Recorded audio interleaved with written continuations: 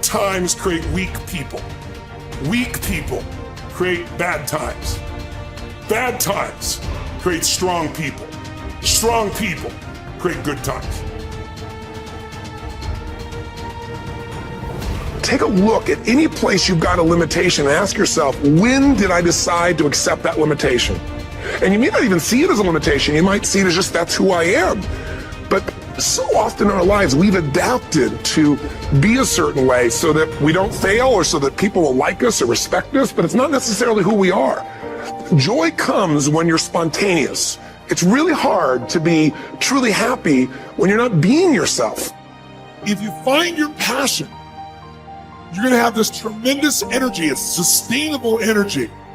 But momentum requires you always do the next thing to keep the momentum going.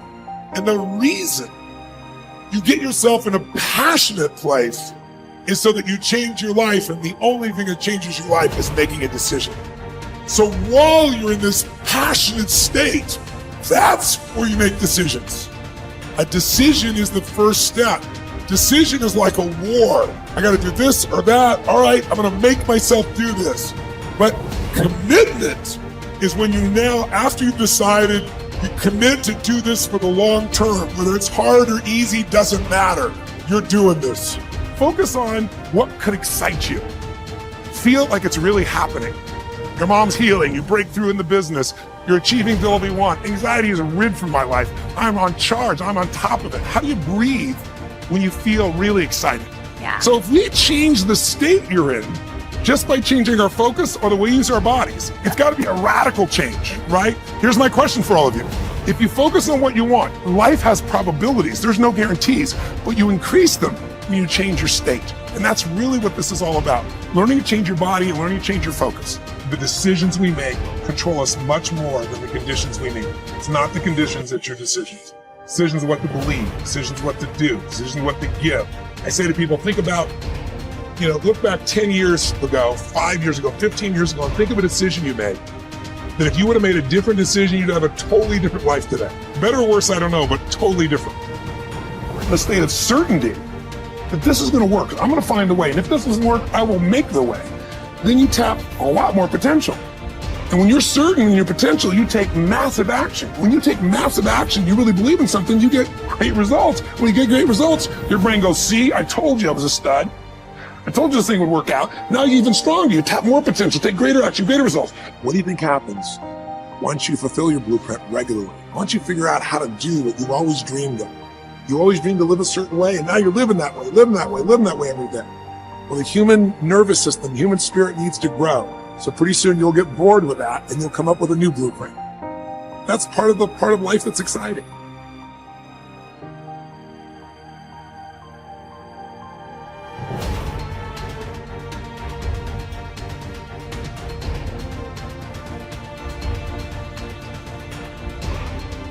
Here's the great discovery.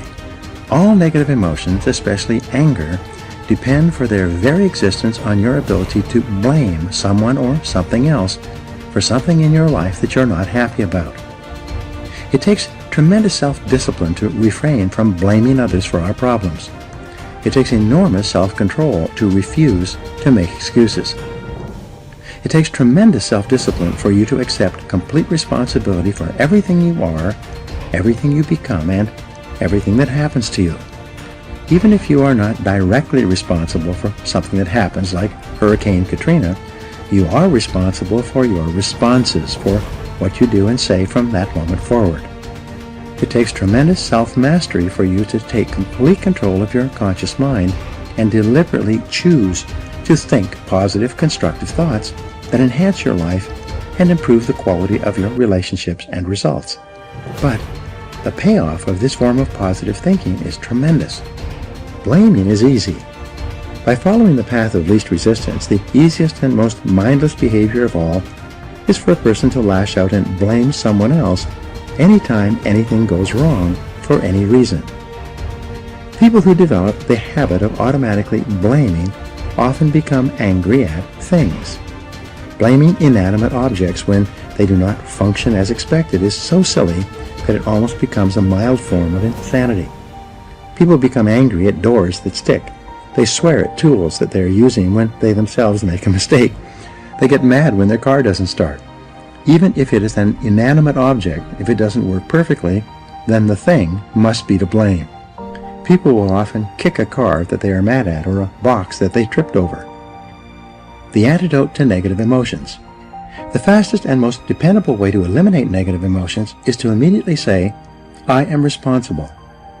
Whenever something happens that triggers anger or a negative reaction of any kind, quickly neutralize the feelings of negativity by saying, I am responsible.